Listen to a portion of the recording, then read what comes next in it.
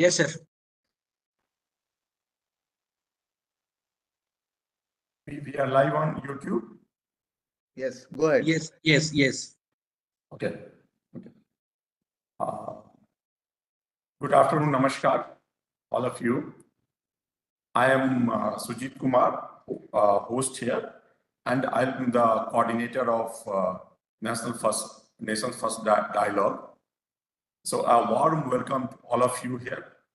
On the chair, we have respected Professor P.V. Krishna Bhatt, sir, Chairman of Anant Kumar Pratishthan. A warm welcome, sir, to you. As we know, our Nation's First Dialogue, NFD, this is 13th session we are conducting today. We started this journey around now 4 years, 3 to 4 years back, and today we are having 13th session. Typically, we select, as the name suggests, Nation First, topics related to Nation First. Policy-related matter we discuss here in this forum, where diverse set of people, our audience and speakers are there. Today's topic is data privacy, national security, which is one of the what you call day-to-day life impact of most of us. Either doesn't matter what age, what group, what geography he or she belongs, it affects most of us. So this topic was decided for this session. Today we have two speakers, both of them very eminently, and they were contributed to the policy making from the government sides. So we will hear from them about this from their and we'll get their introduction and all as we move further from here. The session is typically for 1.5 hours. We start at 4:30, around 4:30, and it will go up to 6 p.m. as scheduled. Towards after two speakers they talk, then we'll have question answer session. Question answers are both from YouTube as well as from WebEx session. Question answer will be collected. I request all of you to ask questions if you have any point of time. If question come across in your mind, please put that in either on YouTube channel or WebEx, whichever. On the YouTube, I also request, as an session is going on, the point you are liking in that session, what is your comment, what is your input? In the YouTube channel, I request all of you to keep adding your comment, your views, your inputs on the ad session keeps moving. This will help us to understand your views and probably make the session better and better moving further. But just every Saturday, fourth Saturday of every month, we are having this Nation First dialogue session. So please block your calendar, fourth Saturday, 4:30 p.m. Before I move further, I will just small set of instruction. All of you will be on the mute, and if required, please unmute yourself and ask a question, and if required, so. Questions will be collected from both YouTube as well as from WebEx session. So please post your questions here. And question answer session will be towards the end. So please, exciting, that question answer session are going to be the exciting indeed, because we will be hearing from the speakers who are part of the policy making body. So with this, I will like to invite Tejaswini madam. She is a lady with boundless energy. We all learn from her how is that you make always energetic and versatile. It's like, she's from the tree plantation to Akshara to Arogya. You can see her presence, the way she manages the things. It's inspiring for all of us. She is trustee and secretary of Anant Kumar Pratishthan. She is managing trustee of Adamya Chetna. Adamya Chetna, as most of us know, it is one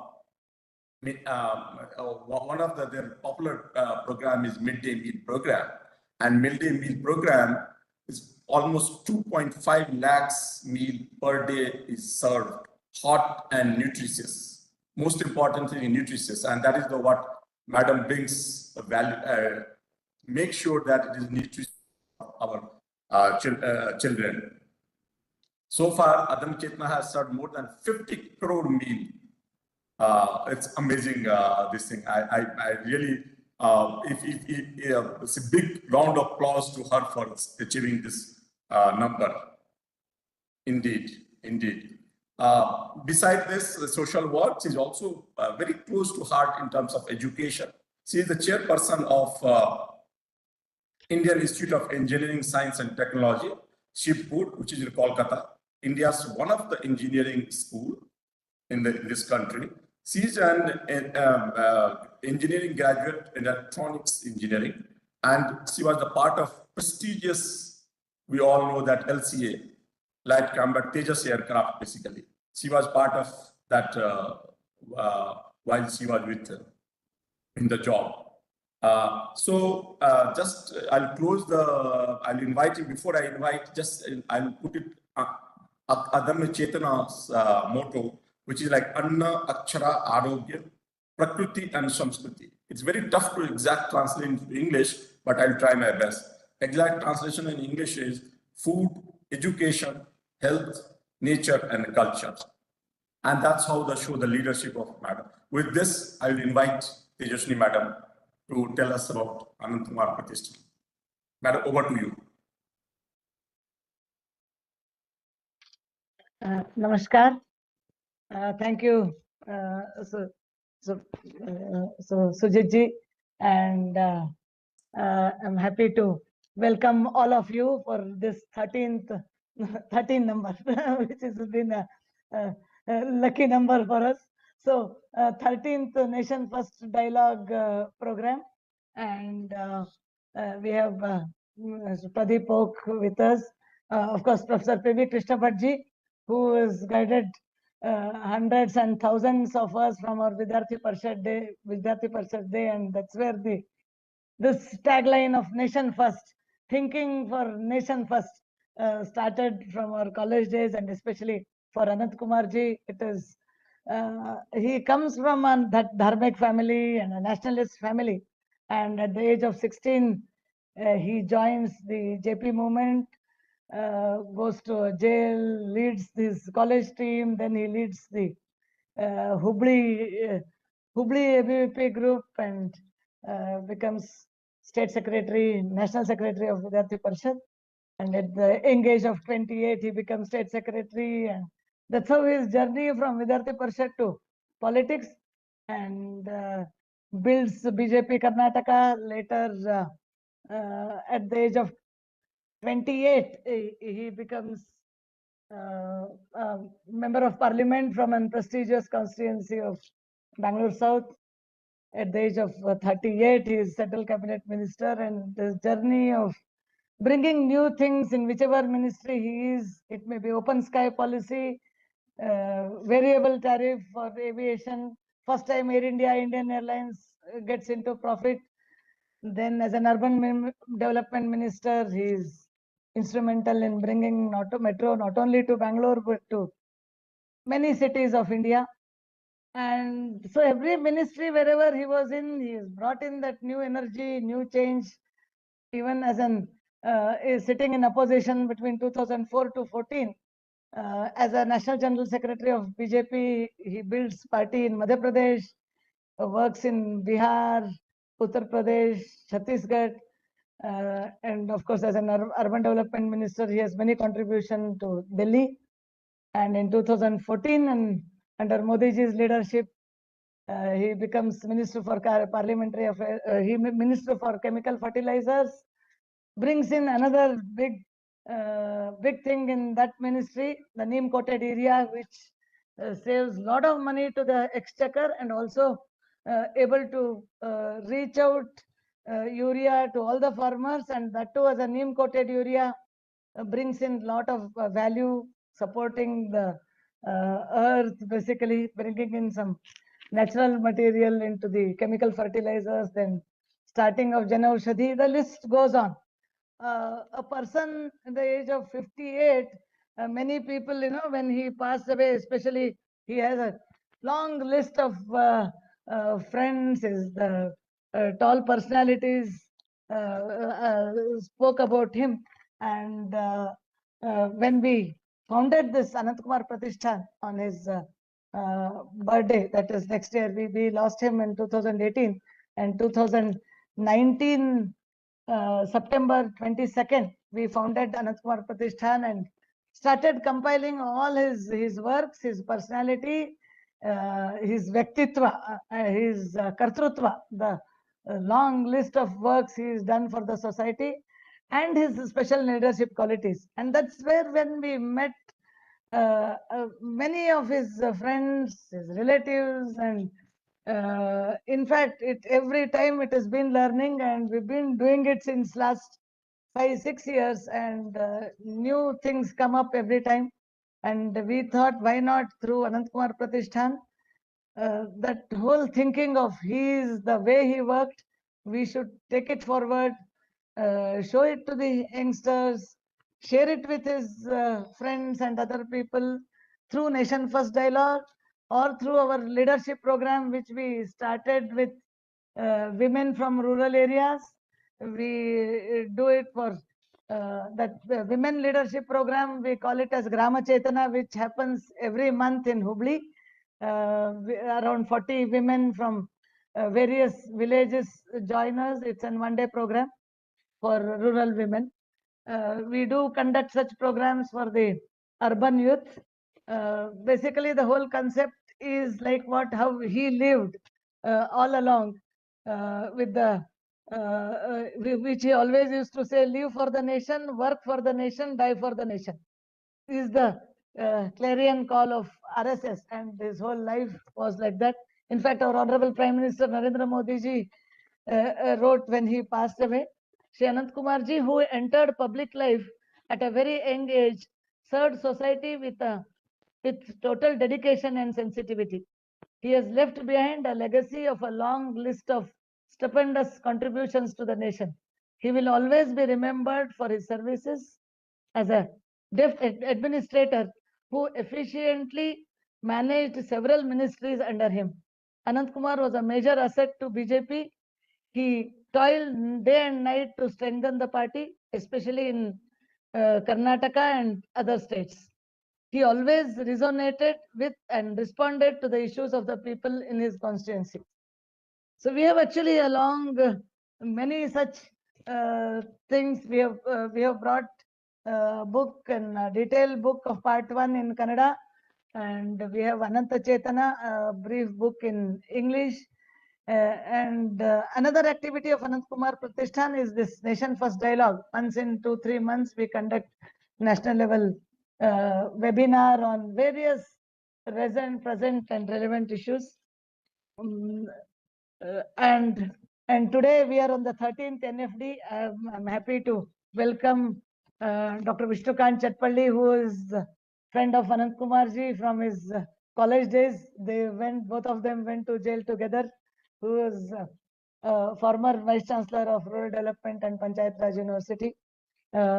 We have Justice N. Kumar with us, who is another our advisor and advisor for Anant Kumar Pratishthan. We have a long list of dignitaries. Of course, our speakers, Dr. Roshan Ray and Shri Supratim Chakraborty is with us. I welcome both of you, sir. And we have Dr. Rajat Muna, IIT Gandhinagar, Director of IIT Gandhinagar.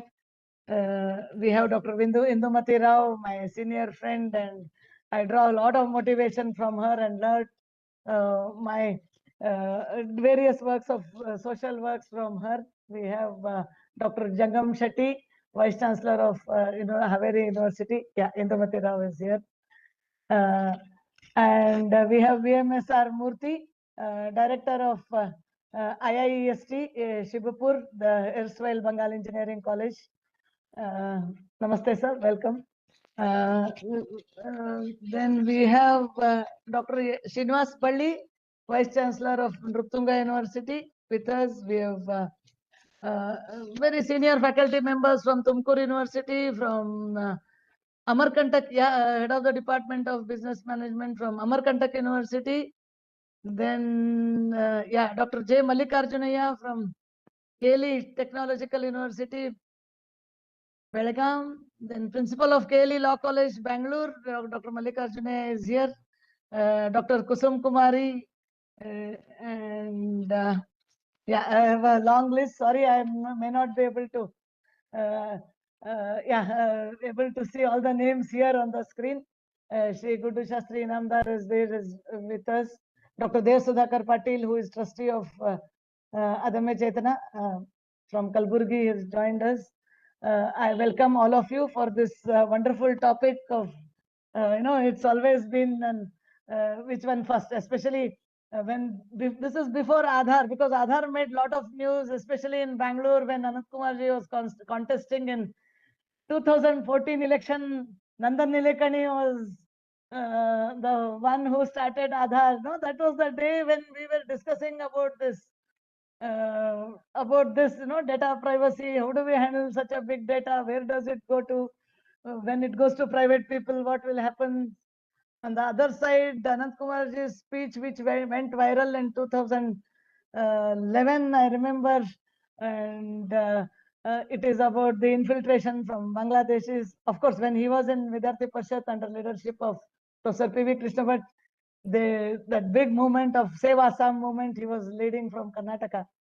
And all this, national security on one side, and such a huge data from this country, and how do we balance both, was been in discussions in those days, and it's becoming more and more relevant. And I'm thankful to the whole NFD team for bringing in such a wonderful subject on the table. And I seek all your advice, your support for the various activities of Anant Kumar Pratishthan, where we want to take forward the Netrutva, the Kartrutva, and Vyaktitva of Anant Kumarji, and develop a Indian model, Bharatiya model of leadership, which has always been nation first. Thank you. Sujitji, over to you. Yeah. Okay. Thank you so much. Thank you so much, man. Indeed, it's great to know all the inspiring steps and all these things. And indeed, it's of course, we have leadership of Krishna Bhatt sir, and the leadership of Madam, and beside them, you can see this galaxy of people around here, and we keep getting input and supports from all of them, which keeps us inspired for doing such a great thing. I indeed thank you for both of you and all of you for bringing these things. Before I invite Pradeep ji to take the session forward, just those who have joined a little late, for them, both YouTube questions can be posted on both YouTube and on the WebEx forum. So please ask if you have any questions, any point of time, please post your question on YouTube and WebEx. Questions will be collected from both of these forum and will be asked to our speakers. So this is just those who joined late. Now, I would like to invite Pradeep Okji to take this session forward. He's the founder of Oak System. And he is an author, social worker, and a core member of Anant Kumar Pratishthan, and as well as Adamya Chetana. Welcome to Pradeep Oak. Over to you, Pradeep.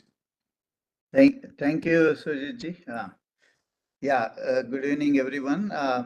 It's my pleasure to take this forward. Madam Tejaswini has already set the context in terms of Nation First dialogues and about the data privacy vis-a-vis the national security.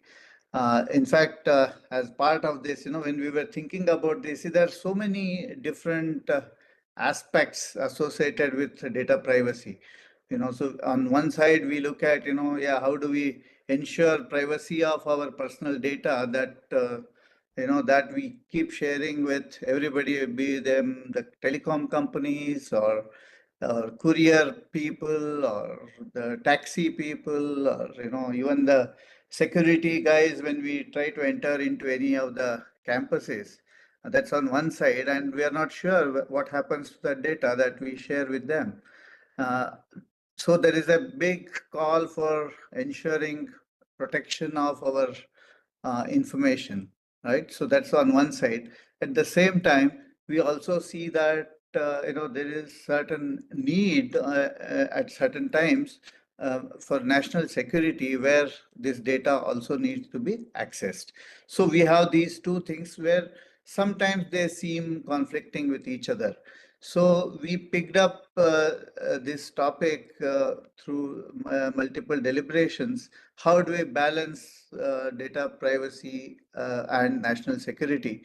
And so we have two eminent speakers with us today, and we are fortunate to listen to these people who have been part of the Data Privacy Act, the DPDP Act. It is called Digital Personal Data Privacy Act 2024.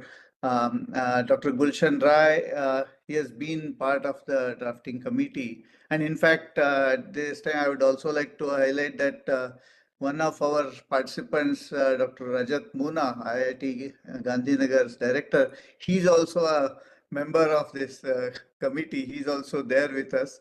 So, in fact, before I welcome Dr. Rai, let me give a brief introduction about him, and then I'll hand over the mic to him. Dr. Gulshan Rai holds an MTech and doctoral degree.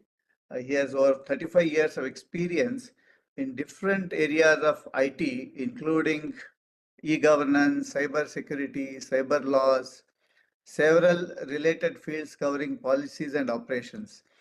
He has been the first national cyber security coordinator in the Prime Minister's office in Government of India.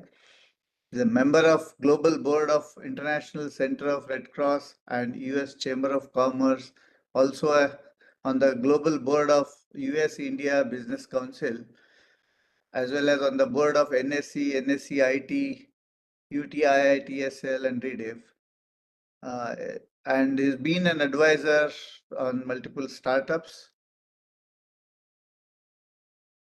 Prior to this, he was in the Ministry of Electronics and IT. He held the post of Director General, CERT-IN, that's the Indian Computer Emergency Response Team, and headed E-Security and Cyber Law Division at STQC and other divisions. He has led a team to put in second technological legislation in the IT Act of 2000, which has been a basic pillar for other legislations which have come later. He was a member of Data Protection Committee, also led team to set up National Watch and Alert System as part of Cyber Security Initiative and Computer Emergency Team. In fact, there are so many of them, some of the key things that if I may be allowed to also, highlight, he played a lead role in designing income tax PAN number and architecture of the computing system and environment at the Central Board of Direct Taxes and Central Board of Excise and Customs, CBEC, Service Tax and GSTN. So, the basic backbone covering the data privacy, covering the security aspects, and is also he was the head of the Cyber Security Board at GSTN. Right? He also played a huge role in implementing the first phase of computerization in Bombay Stock Exchange. Must be a few decades ago.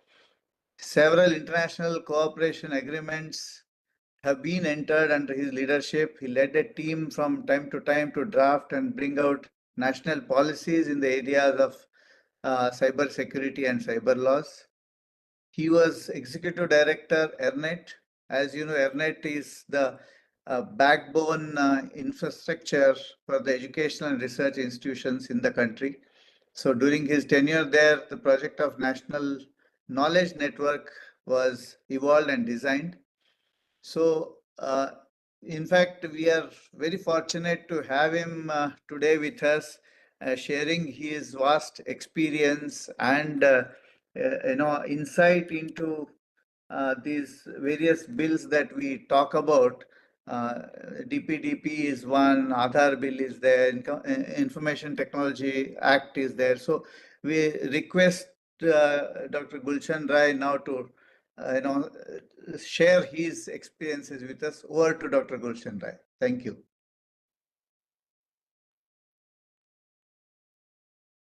Unmute. Sir, you will have to unmute Sir. yourself. Yes, yes. Gulshan. Thank you very much, Mr. Oak, for the kind introduction. Very kind of you, Madam Tejaswini, Mr. Sujit Kumar, Mr. Pradeep Oak, Professor Mallikarjunayya, and Professor P.V. Krishna Bhatta, my colleague, esteemed colleague, Mr. Professor Rajat Mona, my co-panelist, Mr. Chakraborty, distinguished participants, delegates, and everyone who is listening to our presentation. I would like to be grateful to the Anant Kumar Pratishthan, and particularly Madam Tejaswini and Mr. Sujit Kumar for inviting me and giving me opportunity to interact with you all. I have the pleasure to interact with the Honorable late Minister, Mr. Anant Kumar, when he was the Minister of Tourism as well as the Minister of Civil Aviation, as early as his 1999 and 2000. That was the time. And I have been interacting with him very frequently. I never know the history will repeat, and I'll have the another opportunity to interact and speak in the great trust which has been set up in his memory and being managed by our esteemed Madam Tejaswini Anant Kumar. Friends, after all, why do we need the privacy? India does not have the concept of the privacy. We all keep on going and giving our information to the neighbors and everything in this world, particularly in India. Why do we have the privacy? I went to uh, Ireland about a decade ago, and I saw that I was waiting and I wanted to see, go to the third floor, and I pressed the button of the lift. I was not able to see lift is at which floor, and it's about a decade ago there. And they privacy. Then later on, somebody told me they are so conscious of the privacy and security that they don't want to know at which the floor the lift is there. That's a culture there. And if you look at culture in India, we never had the privacy as a culture. In fact, we like to share the things to our neighbor, to our friends, and that's what we are trying to do. And you can see that culture percolated in the Facebook and the YouTube. You can see that culture is still percolating it. But why the privacy is important? Some part of that is touched by Mr. Pratik Oak there. Friends, the entire digital economy today is grown up enormously. The total, if you look at the total economy of the world, is somewhere around $105 trillion. Out of $105 trillion, $48 trillion is accounted by digital economy. That digital economy interact with each other. We share the information. We send to the email. In fact, this session, which we are now speaking and interacting, all of us are located at different locations, speaking from different locations there, and the data is being managed from different locations. And the data most likely to be is what we are seeing at the server is at Singapore. So, I mean, the all information is going from each one of us located at different places, going at Singapore, being transmitted from there. That's a scenario in digital economy which we are working over here. When you do the transactions, those transactions are validated, authenticated by somewhere different location which we don't know. all of you know that entire internet is controlled by 13 large computer servers. Out of 13, 11 are in US. Most likely, whatever we are doing the transactions, it has to be authenticated one of those internet server. So it's likely to be authenticated somewhere outside India also. So when the things are moving out, we really don't know the data part. Quite likely, some of the sensitive information like your ATM card, credit card, or discussion, or papers, or documents there, they will share, they will go around, routed here and there, and until leaked out, also causing a severe damage to or severe impact to all of us there, financially, privacy, financially, reputation, and everything. Therefore, in older days, the information used to be among the 2-3 people there. The data will be on a kind of a printed paper. Printed paper will be with someone only, some custodian. But that scenario which I said has changed there, and that's why in a digital world, privacy has become a paramount important, particularly from the point of view of the information, because every information going in the form of a data, and we are accessing the data, we are speaking the data, we are transferring the data. The telephone systems are also internet-based system there. It's all internet. Gone are the days which we have seen. So in this scenario, privacy has assumed a significant role, and that's why it is important that the entire privacy be regulated from the companies who are collecting the data. After all, the data is being collected. I mean, now look at the WebEx, or look at the Google, or look at other social media. They are providing free services. How are they managing it? They are managing this by collecting the data and selling the data, making use of the data for a variety of purposes. Let us also remember very well, IT has few basic characteristics which is different than many other systems there. When you go to when you buy a furniture, it has a warranty guarantee. You buy a TV, it has a warranty guarantee. You construct a civilian bridge, it has a warranty guarantee. But in IT, there is no warranty guarantee. You pay and you get warranty by virtue of upgrades and update. Similarly, IT, the other feature is IT is monetized there. Anything IT data is monetized, and many people quote like the data is data is like a oil, and oil being sold, but they not going into that aspect. But IT is monetized, data is sold there, and then the data is a complete virtual and cross-border kind of a thing. In this scenario, it is necessary that we must regulate the data as far as possible because of the likely misuse and the ownership passing over here. The many concepts have come up.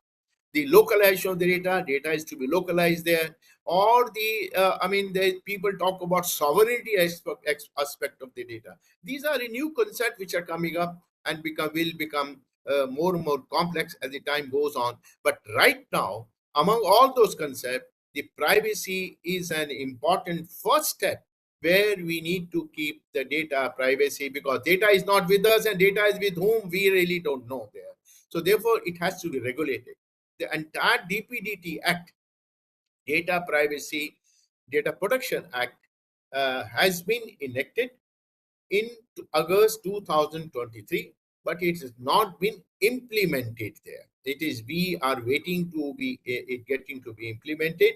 The rules and the regulation to implement the acts are in the process of being formulated. Most likely, I read the statement of the Honorable Minister of the IT and Railway that in a month's time those rules will be published for the larger comments, and then we will collate the views of the public, because it's an act which regulates the public also.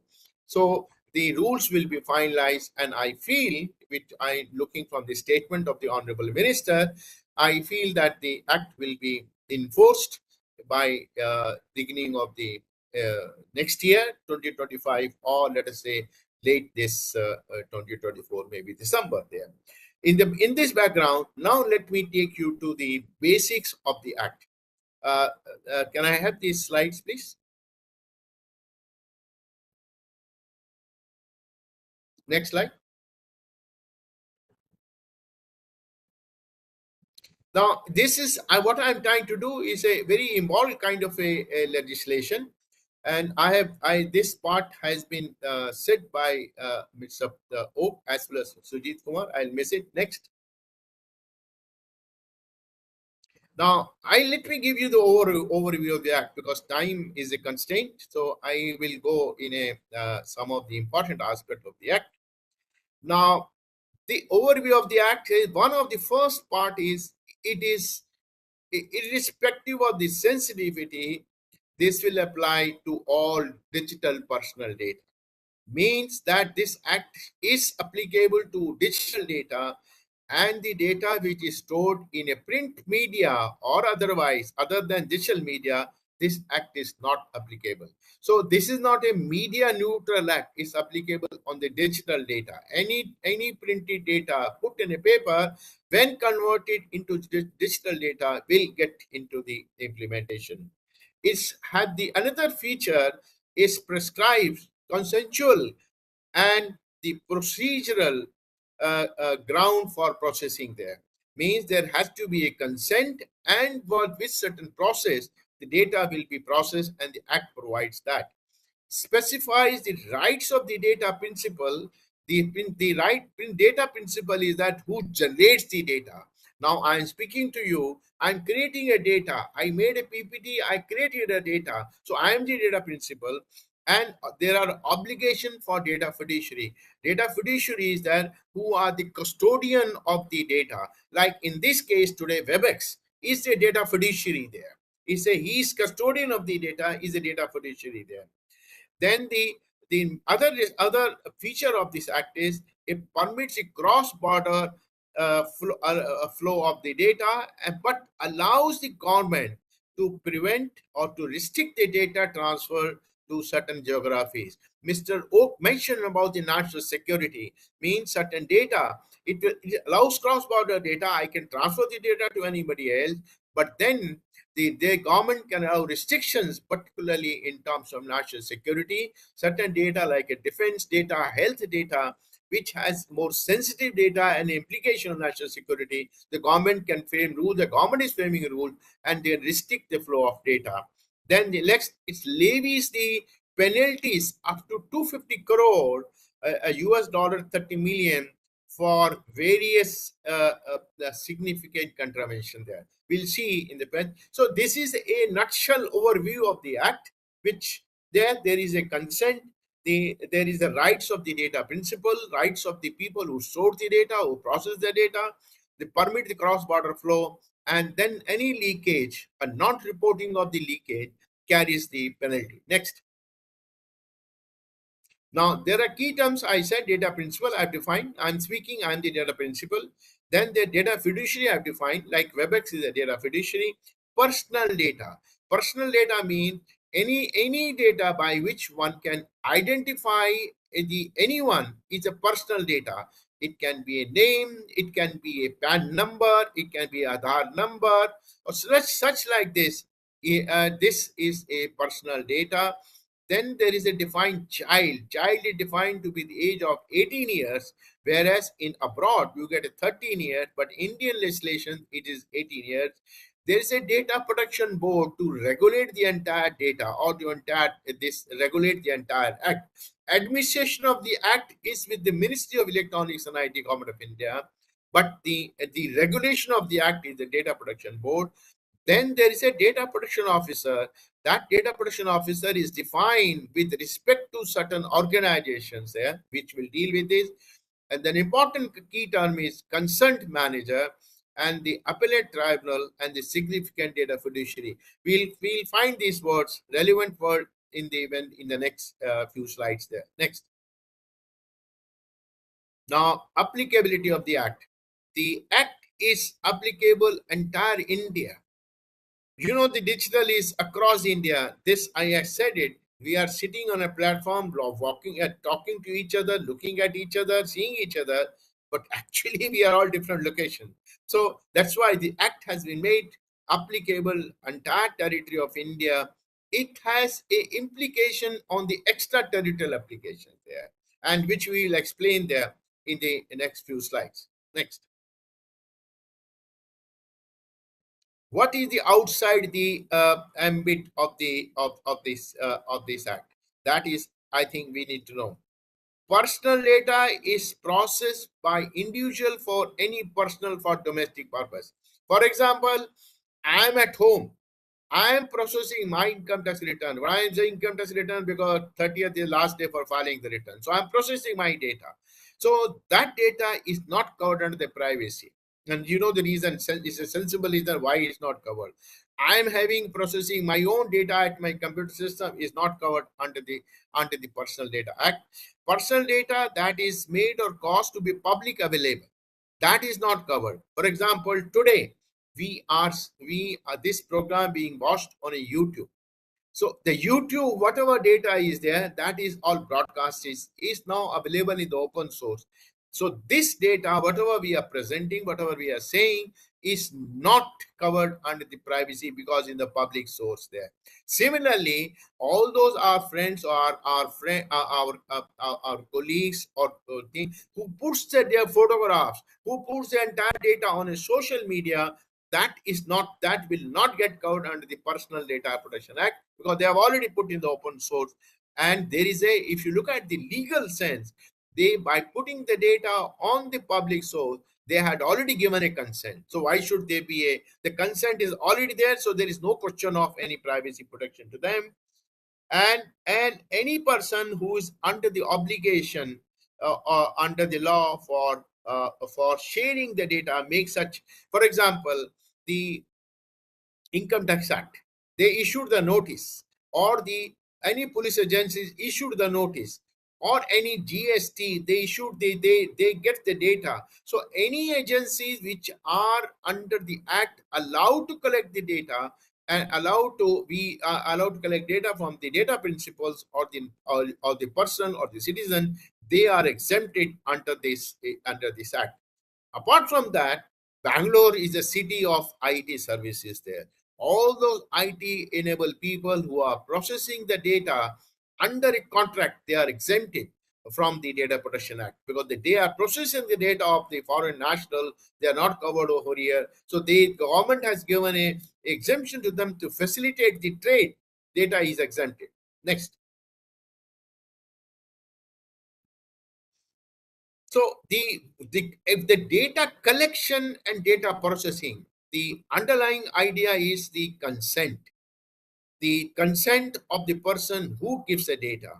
And the act provides that data has to be free, specifically informed. The person need to be informed specifically that this data you are giving it for so and so purposes you are giving it, and then the consent has to be free. There is not force there, unconditional and ambiguous, because the purpose of collection of a data need to be explained, and why this data is being what data is being collected, that need to be explained. Infringement will make consent invalid if the consent is not free or is a conditional or anything. Consent will be invalid and data cannot be collected and processed there. It has to be used for legitimate uses there. Means the whatever purpose of the data for which it is collected, it has to be used only for that purpose, not for else. I said that the social media are collecting data, running their operation freely over there. So they are selling the data, they are storing the data. That will not be allowed, and that will become illegal once the act is enacted there. And voluntary, there is if someone is sharing the data voluntarily, it is not then covered under this act, and it can process it. And then it will be employment purposes. Suppose we have a unit where we employed people. If you are processing the data, that is out of the ambit of the Privacy Act, but the employees can invoke the privacy if the data is leaked out. Next. Now, what are the rights of the data principal? The rights of the data principal is that the person who gives the data, he need to be given a notice that contain details about the personal data which is to be collected for the purpose I shared, and the rights of the data principal there. That consent notice need to be given. that notice need to be in multi-language. For example, if I am I'm collecting data in Karnataka, apart from English, the local language Kannada, the consent notice need to be printed or need to be taken in the local language, that is Kannada. If we go to Andhra, then it becomes the Telugu or like this. We need to get it. That's a right of the data to ask for the right kind of a things explanation. And the data principal has a right to access his data, where the data is being used, for what purpose the data is being used. He has a right, he or she has a right. The data principal can withdraw the consent any particular time there.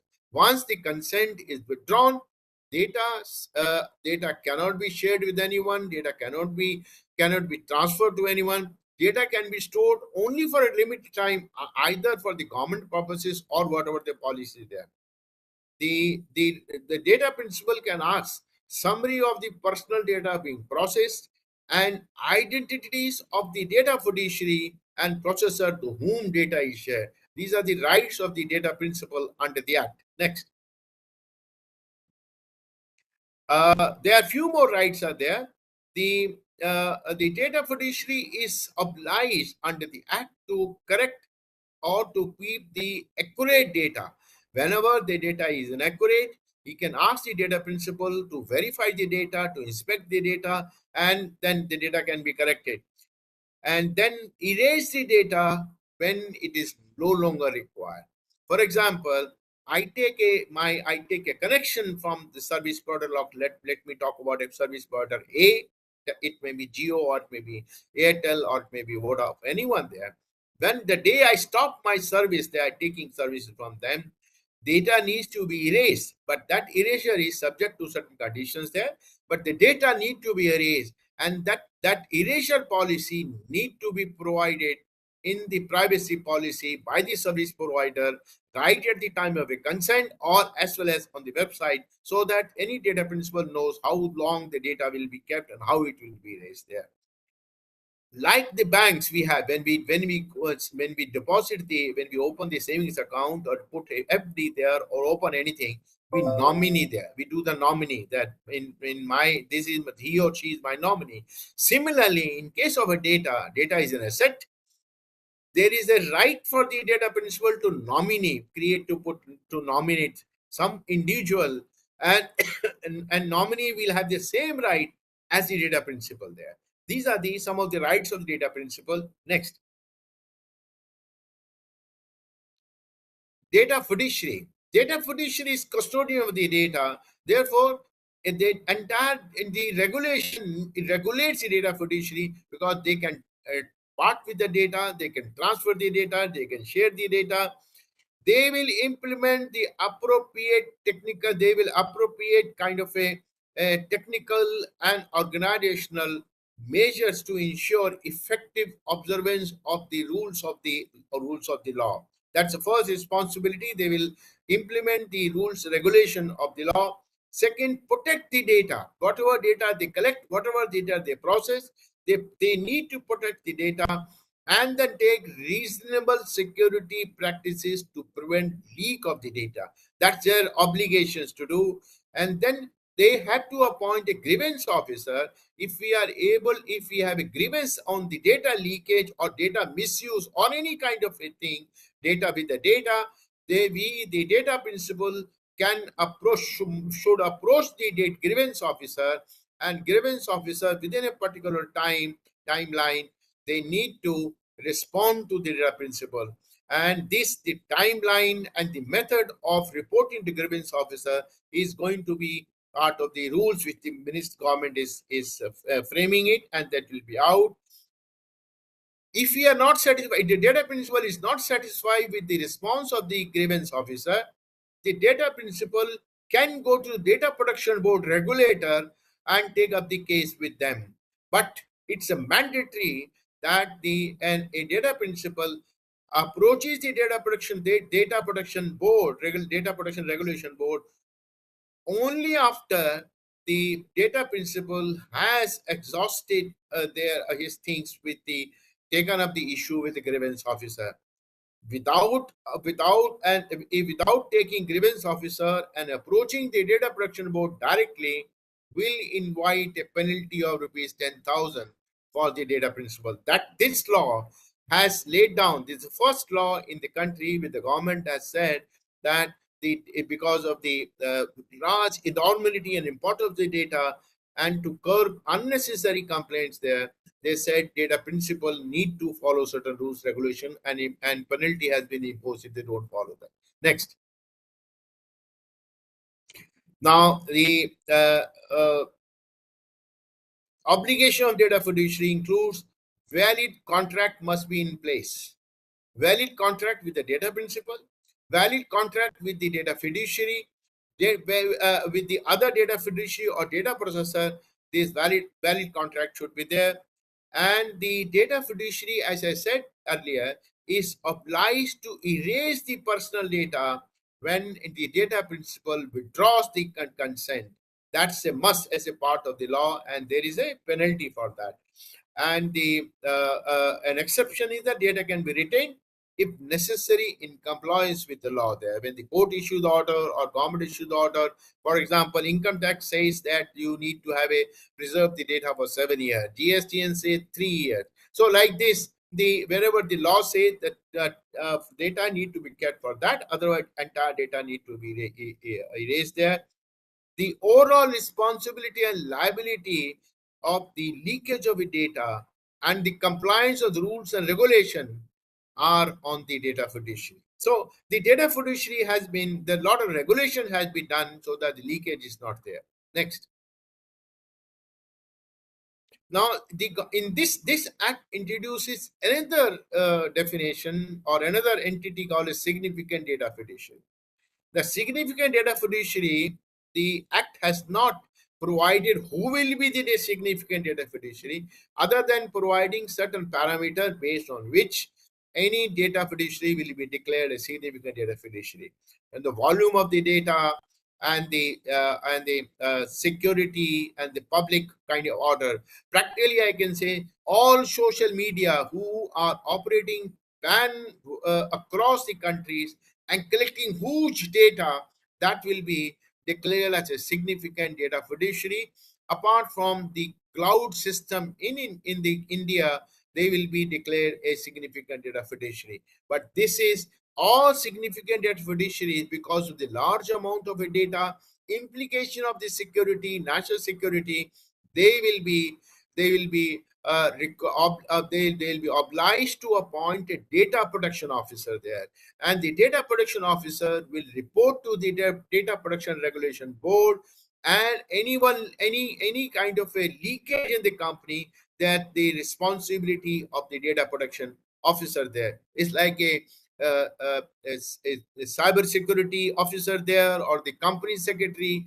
That the data protection officer has similar kind of responsibility in organization. Next. Now, as I said in my beginning, the cross-border data can be, the act allows the cross-border of a data. Like an email, we send the email to across the border, it is allowed there, because email, we send the data, we share the data, but the government may restrict transfer of data. For example, health data, it can cause a severe implication to the personal or the health data, or any defense data or such kind of a data, it can be restricted. That's one. Second thing is that government has a right to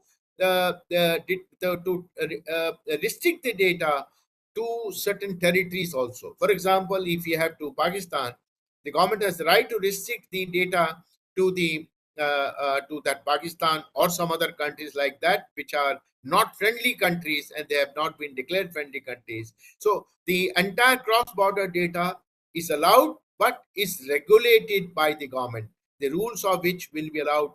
The one provision is this, that the regulators like Reserve Bank of India or the SEBI, Security Exchange Board of India, or any TRAI, they can lay down more regulator. They can lay down more regulation to regulate the cross-border data. Whatever the rules have been laid down in the Act or implement or announce as a part of the rules, but sectoral regulator has the right to add more restrictions to regulate the data. For example, the financial data. You know, RBI has a cross-sectoral kind of a arrangement with their respective regulators worldwide, under which they transfer data, they access the data. Similarly, now under this act, all the regulators will have a right over and above what the act provides. Next.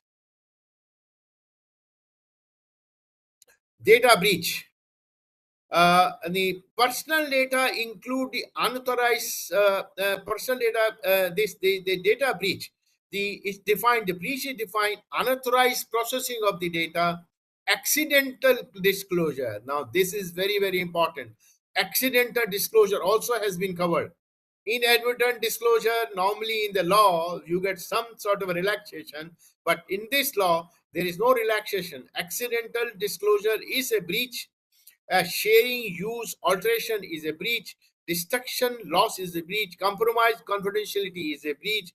Integrity and availability of the data is also a breach. So the personal data breach definition is very wide and very deep there. And any leakage of data we'll cover later on.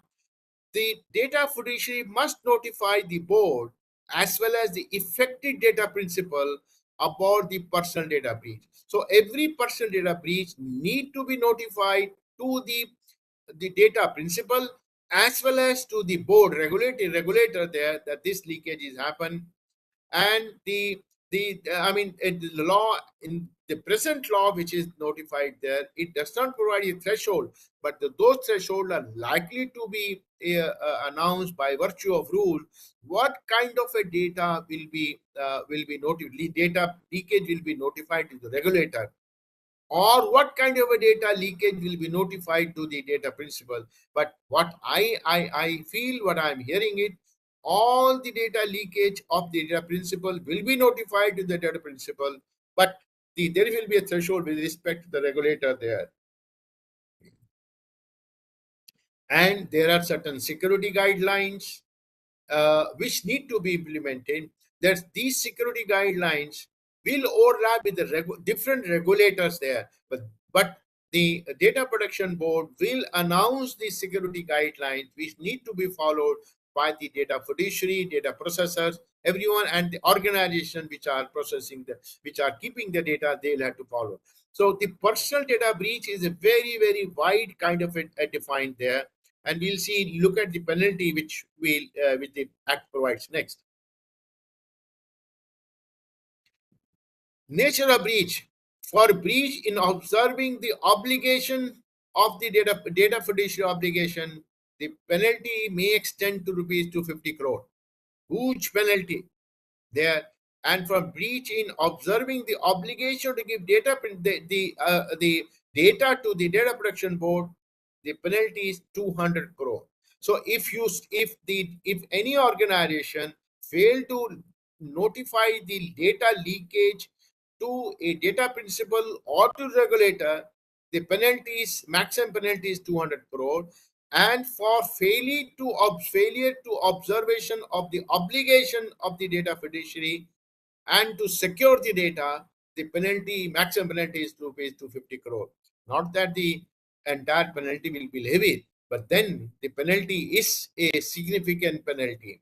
And you keep on hearing that the regulators in EU are observing their privacy law called GDPR so strictly that the social media is being penalized very, very regularly and effectively, and huge amount, $100 million. That kind of a amount you see, you keep on hearing, those are being penalized. So this Privacy Act is a comprehensive act which provides the responsibility of the data principal.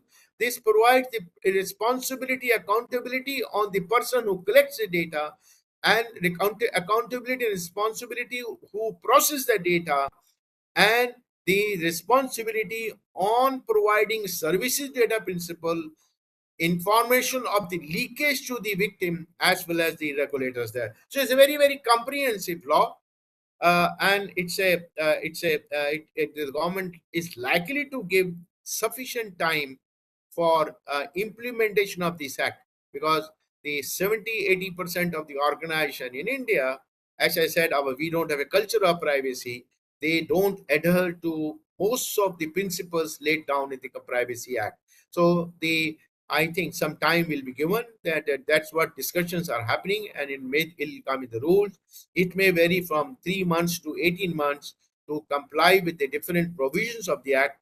Government has a right to implement Act in phases also. Means certain sections of the Act will be enforced immediately. Some of sections of the Act will get enforced subsequently. So all those provisions are there, but these provisions government will exercise in the larger interest of the public and the larger interest of the keeping the data safe and secure. Next.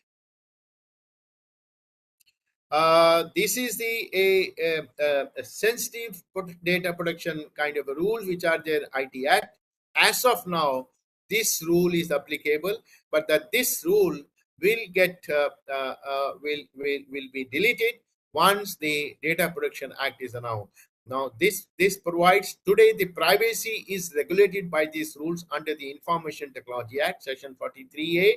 Certain data, the 10 data which has been defined as sensitive personal data, all health data, all biometrics data, and all financial data like this, these have been defined. Passwords, there are DIN numbers, all those things are defined as a personal data.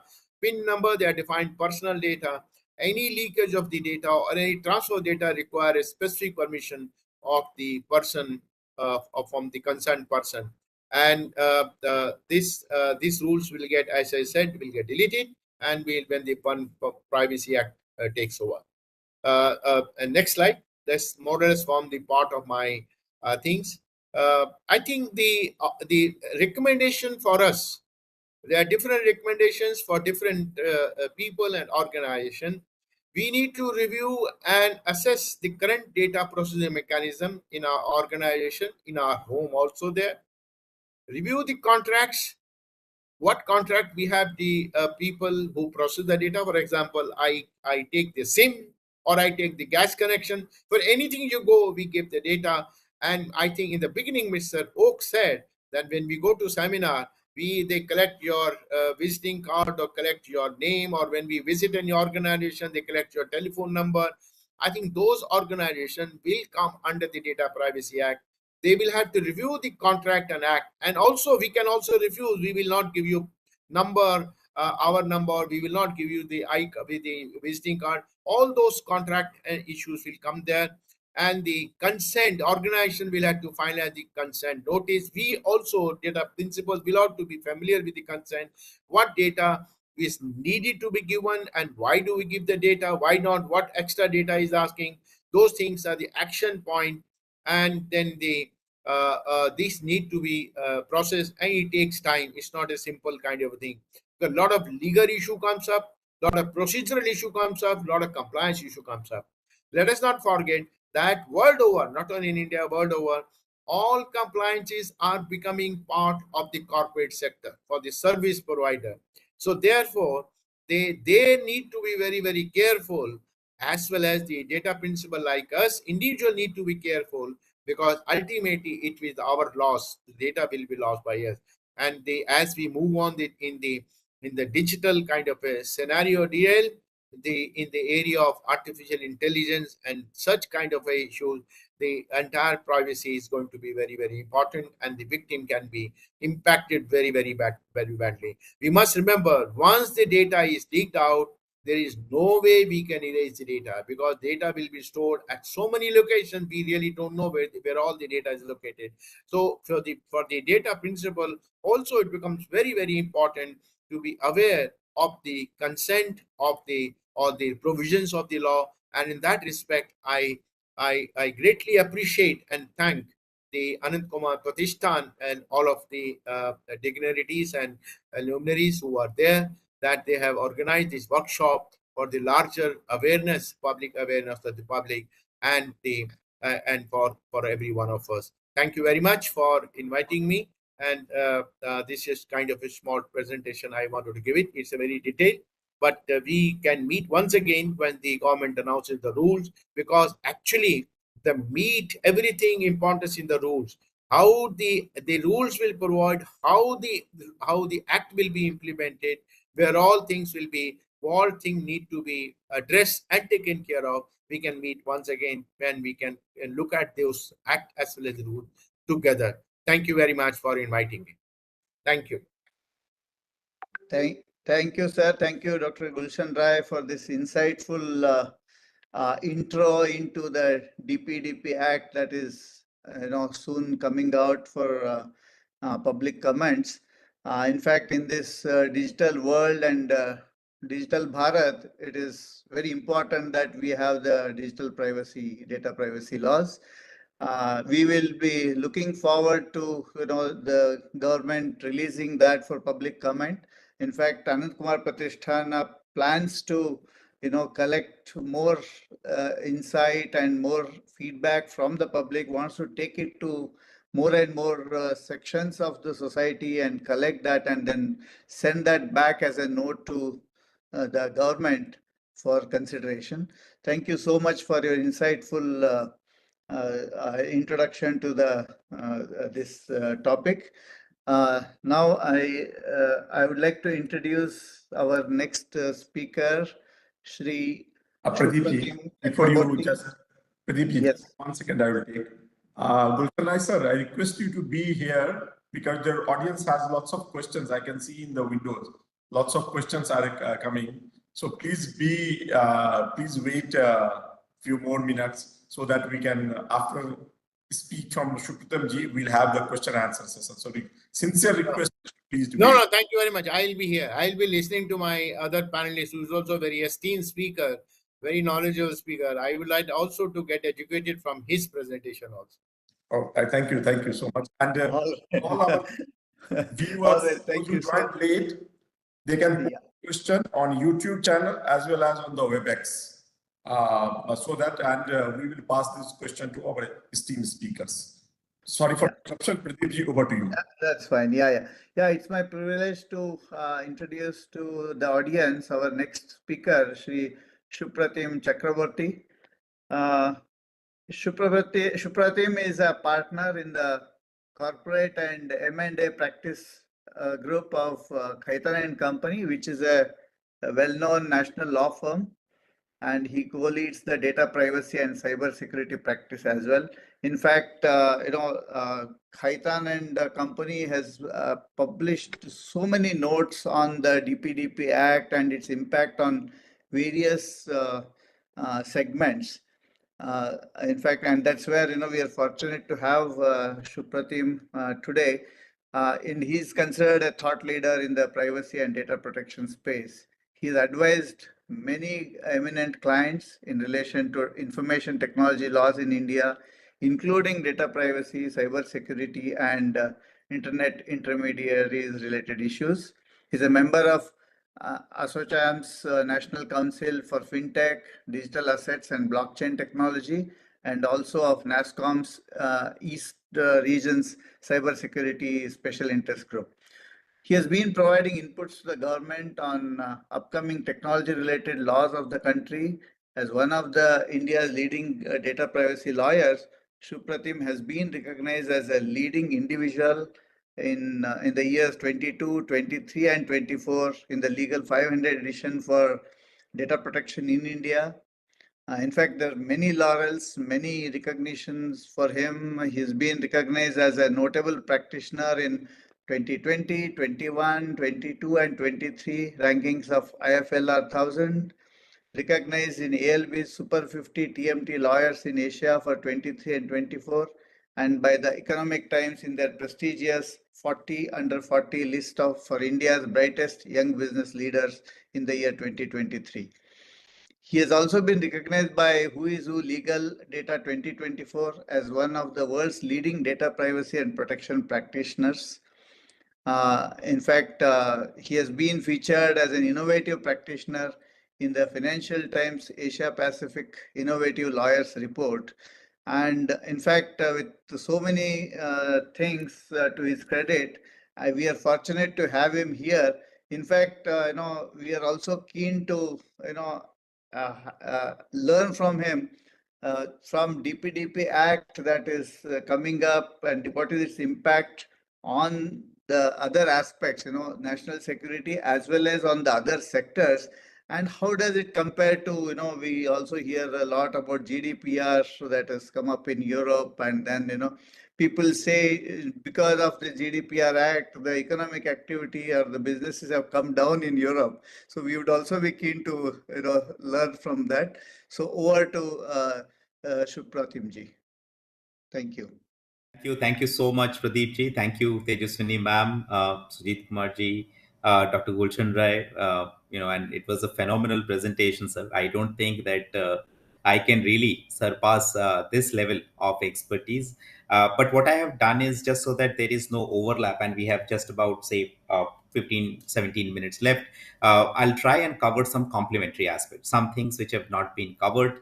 I'll try and just touch upon those aspects. Maybe we'll today not be able to cover everything. I would like to keep some time for Q&A, which is the most important part, I think, of this conversation. So let me sort of share my slide and quickly get started. Let me know when you're able to see the screen.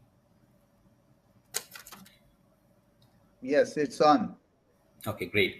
So before I start with the actual slide, I think one interesting discussion I recall when Justice Sri Krishna was actually drafting the first version of the Digital Personal Data Protection Act. We were asking him, sir, why are you coining, these new words, right? The world knows the organization which is determining what has to be done with the personal data and how it is to be done as data controllers, but you are calling them data fiduciaries. The individual whose data we are talking about world over is known as data subjects, but you're calling them data principals. What is the reason? And he said that, Supratim, after the Britishers have gone, I would not like to call any of my fellow Indians as subjects. So I think one of these very important, I would say, Indianization that we have done is these nomenclatures. It has also got a very deep meaning from a legal perspective because they're trying to create a fiduciary relationship. So if you are very interested, you can actually read Justice Sri Krishna Committee report. There are a couple of paragraphs on this. This has been taken from American jurisprudence, that this relationship that we have built in our law is not a transactional relationship, that you are a data subject and you give data to data controller, and just by the, whatever is mentioned there, as per that, the data is getting handled. It is that the data is being given in a fiduciary relationship to that data controller. So that's why they're called data fiduciaries. And the individuals are more empowered. They're called data principals. So you should, protect that personal data with that much more sincerity. So I think with that, I'll just get started with my presentation. Dr. Rai has just covered everything. So now most important thing is, what do we do in order to implement this law? As you would have understood by now, this is a very complex law, right? There is a legal aspect, there is a process aspect, and then there are tools which are available. Okay, we have to marry all of this and ensure that we are implementing it in our organization, whatever type of organization it is. So the first thing in that implementation stage, phase one, I would say, is training and sensitization. There is just no substitute of training and sensitization till the last person on the floor, on the street is sensitized and trained about it. You can never have a successful data privacy related posture in the country. So in that, again, one size does not fit all. So in any organization, we would ideally say that break it down into 2 or 3 different types of training. Okay, the first one is for the top leadership. So they might not have too much time, but at the same time, a buy-in may be required from them. So this could be a 45 minutes to 1 hour presentation. The second layer is for the middle management, which can be for 1 to 2 hours. And then at the last is a master class, which can be for the people who will actually dot the I's and cross the T's. Okay, I usually call them privacy champions, who can be in each of your functions in any organization that you are, right? So that is phase one. Now coming to phase two, gap analysis. Basically, to understand that as an institution, as an organization, where are we today and where do we have to reach, right? Because of this new law coming into play, it's such a, I would say, magnanimous law, it's a quantum leap for a country like India. How do you do that? You first need to interview the relevant stakeholders in the organization in that particular vertical. Maybe you can start with. You can float questionnaires to ask them questions. What are you doing with the data? How is it stored? How is it deleted, etc.? And then create a gap analysis report that, okay, this is the gap that we have observed. And then what do you do? This is stage 3. Phase 3, you actually effect the recommendations or plug the gaps. How do you do that? You again discuss on the implementation aspects with relevant stakeholders, prepare a step plan, and then help with the implementation process. We also spoke about this discussion which keeps happening. How is it different from global laws, right? Like GDPR and such other laws. We have observed many a times that foreign companies and clients would say that, listen, we don't need to bother about anything which India is coming up with because we are already GDPR compliant. We believe that that may not be completely an accurate assessment because there are a lot of things which are different. And this is just a snapshot of few differences which you can clearly observe on the face of it. There are many, many more. I've written few articles on that. You can just check out on LinkedIn, etc. So the first thing is that under the Digital Personal Data Protection Act, there is no further categorization of personal data into sensitive personal data or critical personal data, so on and so forth. Under GDPR, there is a categorization of normal personal data, and you have special categories of personal data, which is like sensitive personal data, right? And, the second point is fresh notice to be issued for legacy personal data. If you look at our DPDP Act, it is saying that when the new law comes into play, you should give fresh notice to all the people whose data you have been holding and give the purpose for which you have the data, what are the rights the individuals have. They can also go to the Data Protection Board of India if required, etc., etc. Such similar requirement is not. It was very differently handled under GDPR. We all are aware, when GDPR came into play, we got those tons of emails which said, please give us consent, right? So like Dr. Rai was saying that I think somewhere under GDPR, there has been a realization that it has hampered or kind of impacted business in a negative way, right? So they are kind of doing some recalibration or rethinking. We don't want to repeat those things, right? So we have thought of it very differently. We have told that you can send notice. You should be sending notice for the previously held data, but they've not talked about reconsent to be taken, right? Next point is a transfer of personal data based on negative list of jurisdictions, right? So if you look at our data, we want to ensure that personal data is protected, but at the same time, innovation, entrepreneurship, and ease of doing business should not suffer. So therefore, what have been mentioned? It has been mentioned that data is freely transferable, but the government might come out with some negative list of jurisdictions. There would be certain embargo in transacting in data for those jurisdictions. Also, there could be certain laws which are stricter in approach. For example, Reserve Bank of India says that payment systems related data can never leave the country. So that will still prevail over this general leeway under the DPDP Act. So, but what does GDPR say? GDPR has a very different approach. It has got adequacy decisions. It considers certain jurisdictions which are adequate. You can send data to them. You also have things like standard contractual clauses or BCRs. Little nuanced. It will take some time to understand, but these are the approaches that they are following for transfer of personal data across borders. Next point is to provide privacy notice and consent request in all local language. We just heard, you have to give an option to the individuals to access notice and consent in English and any of the languages of the 8th schedule, right? There is no such similar requirement there in the GDPR. The next is no specific threshold prescribed for reporting of personal data breaches to the Data Protection Board of India and the data principles. We were just informed that how it has been worded. Maybe because India does not have a very high rate of reporting breaches and incidents, because of which, if you see, the definition is pretty wide of data breaches. But if that data breach happens, you'll have to mandatorily go and report it to the Data Protection Board of India and also to the impacted individuals. Under GDPR, it is a little layered. Okay, they are looking at it a little differently, depending on the harm that could be caused or significant harm that could be caused to the individuals. Next is categorization of data fiduciaries into significant data fiduciaries, and which are subject to additional compliances. Just now you have been told about it. So basically there's a creation of two types of data controllers, data fiduciaries: normal and significant data fiduciaries. So dependent on which layer, which category you are on, you might be given more responsibility. There's no similar construct under GDPR. Age of consent is 18 years in India, as you are all aware. Under GDPR, it is 16 years. It can go below up to 13 years, depending on the member state, etc. Right? And then this last one is very critical. If you look at our law, there is no direct obligation on data processor. It is all on the data controller, and the data controller, which is a fiduciary, has to pass on the relevant responsibility, liability contractually to the data processor. But under GDPR, this is differently constructed. Even data processors there have certain obligations.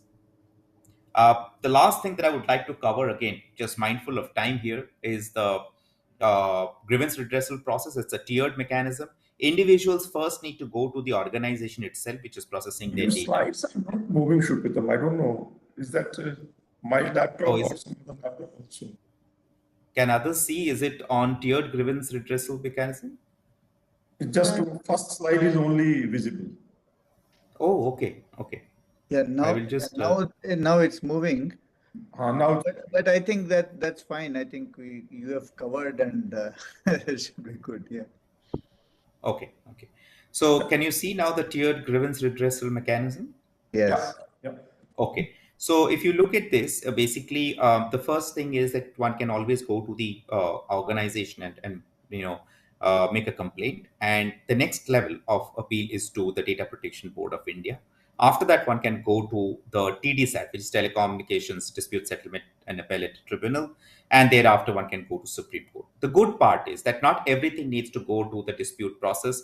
There is a possibility of mediation. Also, if it's a very small matter, maybe voluntary undertaking can be taken by the Data Protection Board, and things can be closed out. Just to end, Dr. Rai has also mentioned, remember that the penalties are very steep. Just one of the line items, the topmost is 250 crore. And people think that 250 crore is the topmost and the maximum that can be put as a penalty. The answer is no. Depending on what on line items you trigger, right? You could also be triggering more than one. So, for example, if there is a data breach, it could be 250 crore. And if you have failed to inform the Data Protection Board of India and also the impacted individuals, it could be 200 crore. So again, it will all add up. The other important things to remember is that there is no criminal sanction, so there is no imprisonment provision.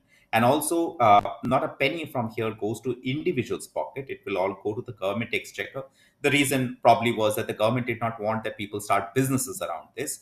Also, individuals have to be careful that they do not give any fake, false information, start a vexatious grievance process, etc. Otherwise, there could be a penalty of rupees 10,000 slapped on them as well. So with that, I've quickly tried to cover my piece. I will stop sharing now, and very happy to now look at the questions for the little time that is there.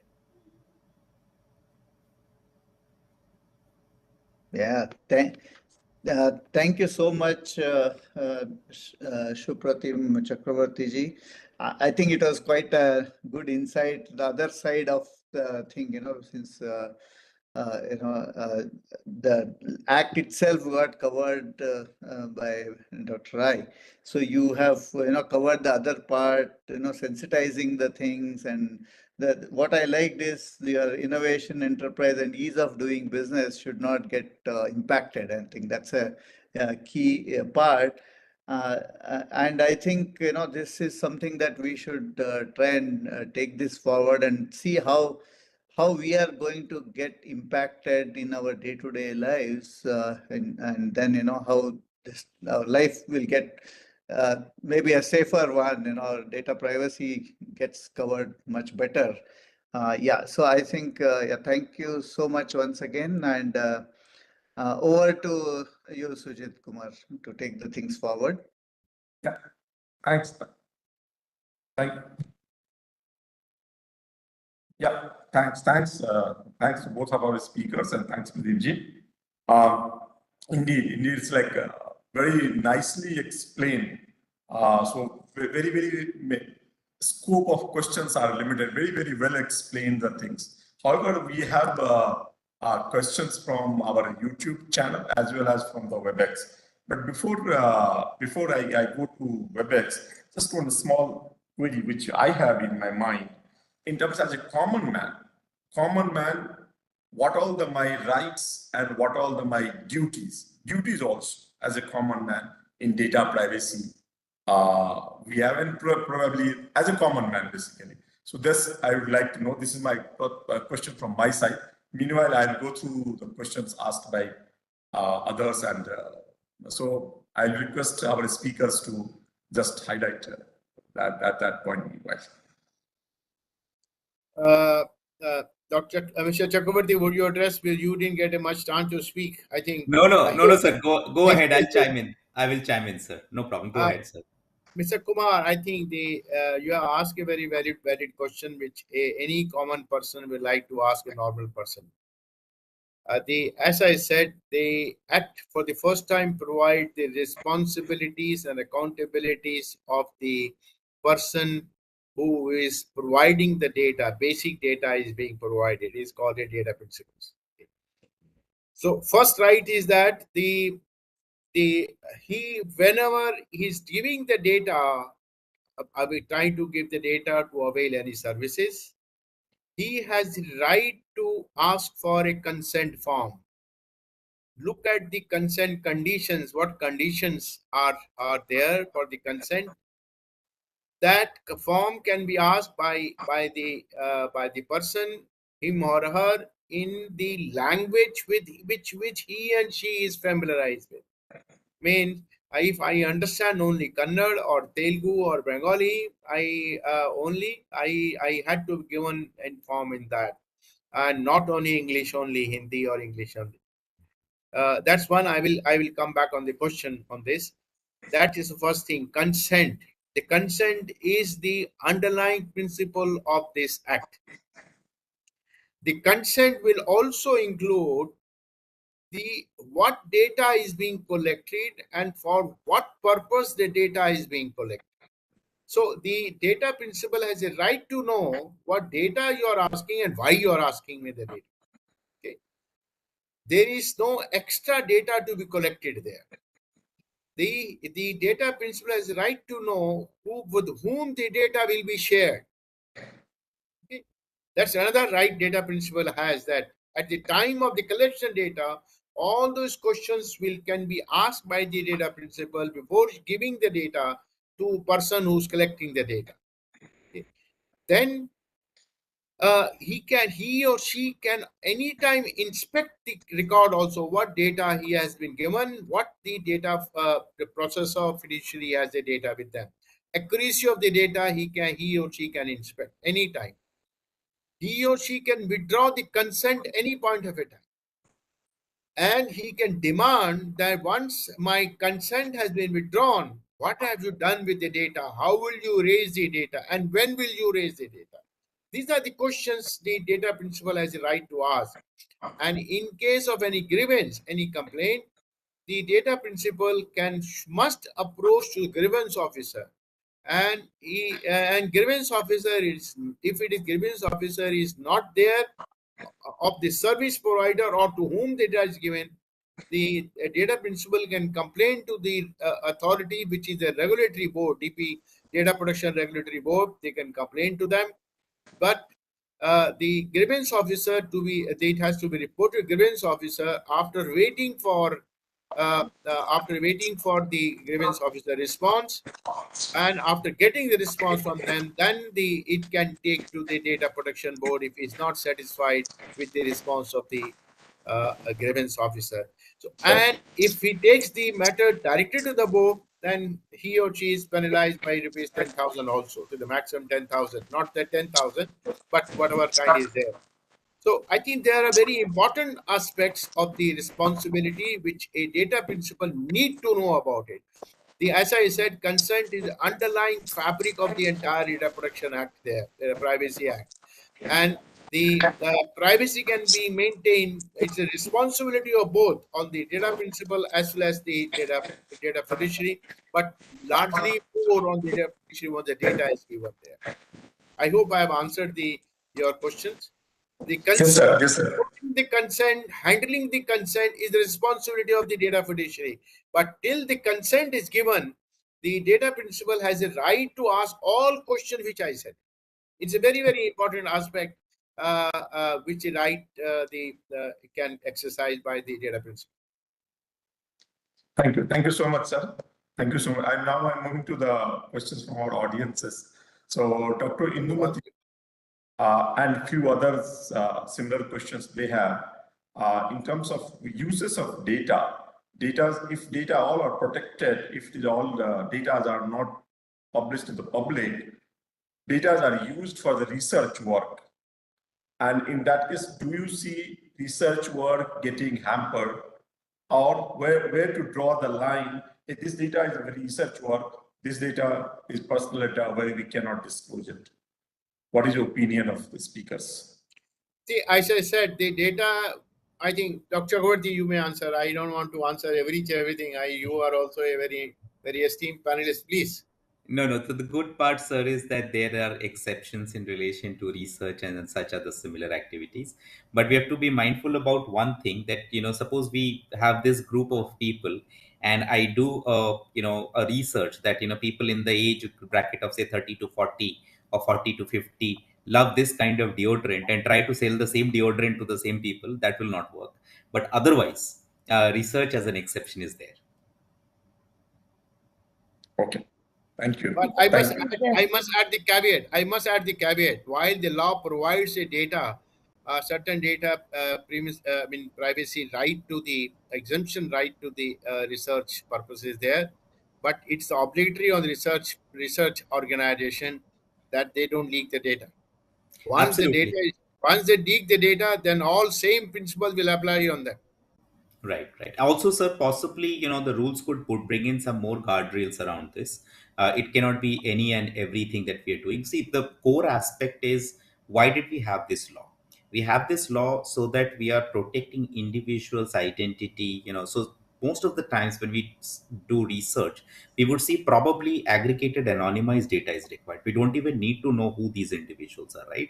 So in such cases, if you look at it, not only in India, laws across the globe, it does not cover aspects which which in relation to data which is completely anonymized, right, extricated from the self of that natural person. So we have to see, but probably what sir says is absolutely right. You still have the responsibility to protect that data adequately, and we might see some more guardrails also brought in through the upcoming rules. So there is a concept of sandboxing has been introduced in the act there, sandboxing kind of a thing, which Mr. Chakraborty has said it. That concept is in the act there. But I must also say at this point of a time, the point which we both of us has missed it, the definition of personal data has been so intelligently worked out. I think Rajat Mona would have helped them to work out that definition there. It covers the non-personal data. Dr. Chakraborty, Mr. Chakraborty triggered me the idea to me that though the data, this act applied to personal data, but the way definition has been done, it covers the non-personal data.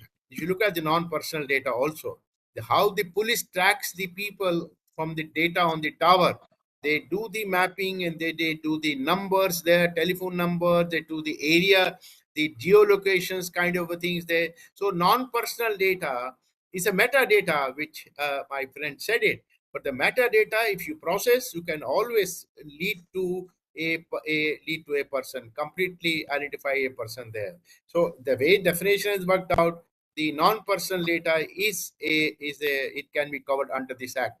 Unlike GDPR covers only on the basis of personal. They have said they will bring a new act on the non-personal data.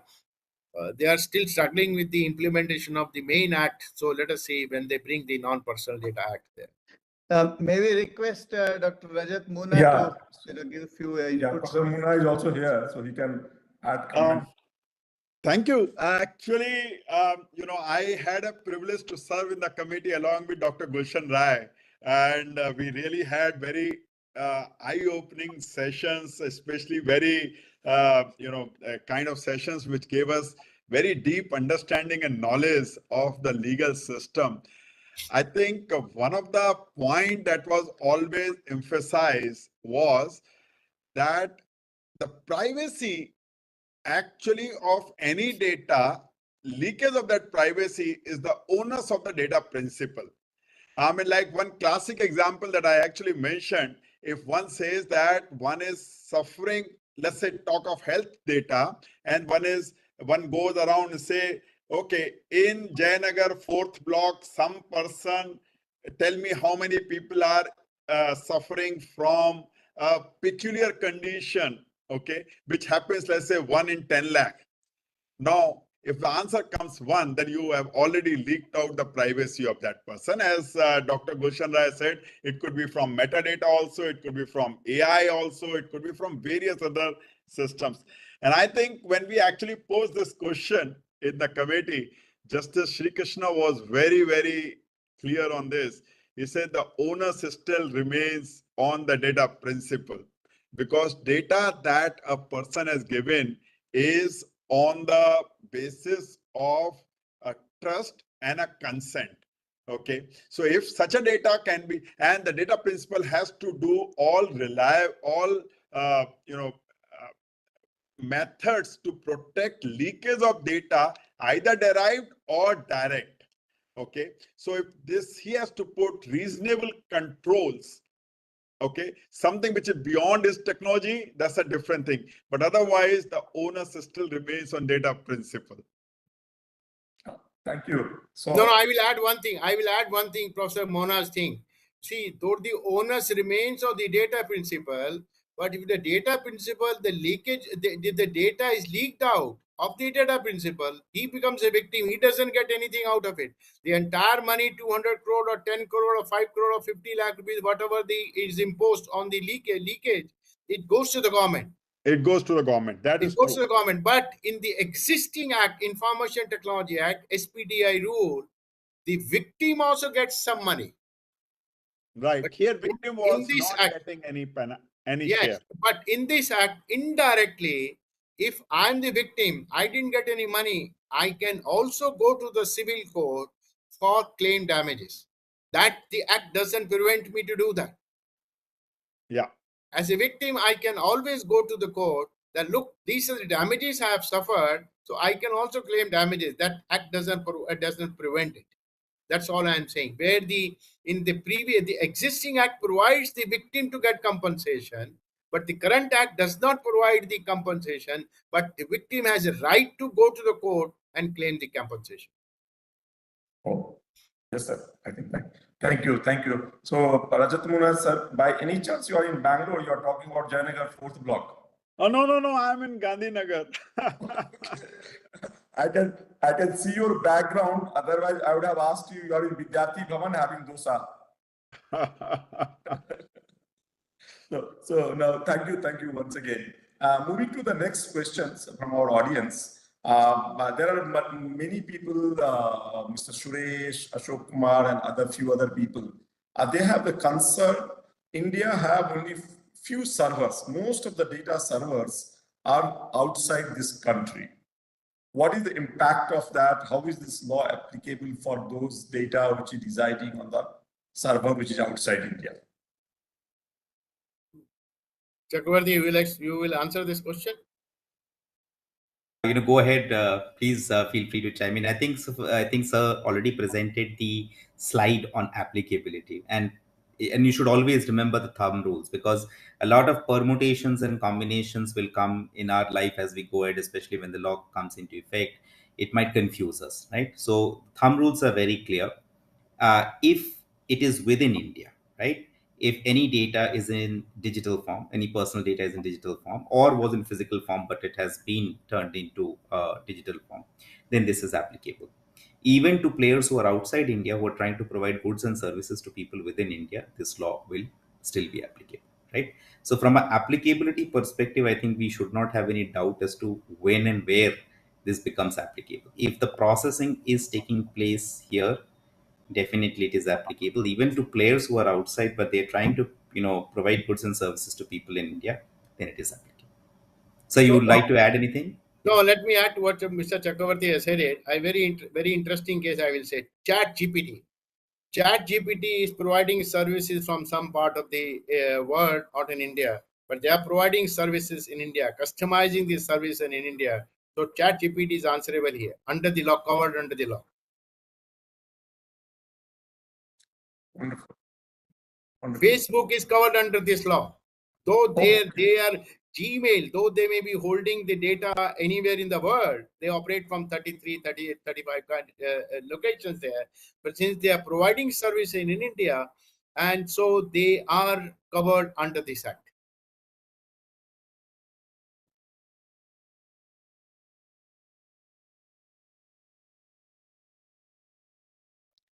Yeah. Thank you. Thank you so much. Thank you so much. The next question is from Manohara. What is his, he has multiple questions, but one of the interesting questions I can see here is, what are the ethical consideration when using customer data for business purpose? Ethical aspects. Yeah, I think sir has already mentioned, you have to see, you have to have one of the grounds of processing of personal data that are mentioned, right? It cannot be bereft of any of those, so it has to be either consent or the others which are mentioned. For example, if it is for the specified purpose, okay. Let's take that example. I love this one, which was there in the previous version of the DPDP Act. It says that you have gone to a restaurant and they're saying that, listen, there's no space right now, but I'll give you a call as soon as there's a place, and you give your phone number. Now imagine a situation where you've gone to that place and the person first takes out a notice and then takes out a consent paper. You'd get very annoyed, right? So in those specific conditions that you've given it for a specified purpose, and you have to remember one thing, that you have not said that, no, you please don't do it. Like after the purpose is over, this guy can call you when the seat is ready, but the person cannot then pass it on to the marketing guy of that restaurant, say tomorrow onwards, please bombard this person with all marketing things that we have, right? That is not permitted. So very simply, the answer is, you mandatorily need to have one of the grounds of processing personal data. A very important one under this law is consent, but there are few others also. For example, the specified purpose example that I just gave, there are some others like medical emergency, things like those. So, even national security aspects come. So those are different. But you have to have one such ground in order to process the personal data. See, the basic principle, if you go to the intent of the law, intent of the law is that I give the data for availing the services. That's the basic principle. I give the data for availing the services. And for availing the services, I pay for the services. In one or the other form, I pay the services there. Yes, sir. Now, a data transferring to the business is a commercial proposition. So data can be transferred to the business organization with the consent of the data principal. But then what data principal will say, how much you want to share with me, the commercial aspect, all kind of thing, that's a separate aspect. So data is to be given only for the purpose of availing the services by the data principal, not for selling the data. For selling data is a commercial purpose. This act does not cover the commercial activities. That's why it is forbidden that once you collect the data, you cannot transfer the data to anyone else without my consent. That's what Mr. Chakraborty explained. Yes, sir. Thank you. Thank you. Next question is Professor Mallikarjun. The Act essentially protects personal data, and lots of our personal data is already in public domain in the absence of Protection Act so far. Act obviously applies prospect. How do you think this conundrum of data breach before the Act and after the commencement of the Act be handled? It's a very interesting case. The public data, which is in a public source, already is there with the consent. So the no consent is applicable here. Data is gone. But the trend is difficult. Nowadays, you will see, in the past also you would have seen, now you will keep on seeing the trend more and more. As the data, as the Act start getting closer to the implementation date, you will find more leakage in the public also. So once they have already sold the data, So they will just publicly declare the data is leaked out, so that everything is in public source, you can claim the privacy. So all the misuse will start happening as the time goes on. But whatever data is in a public source, the privacy right is not applicable. I would like to pick. Sorry, go ahead, sir. See, I mean, one of the things which you people would have noticed in the recent happened, Ola, the taxi services, they have stopped using the Google Maps. They are using the Indian maps there because they are not able to control. Responsibility will be on the Google, on the Ola.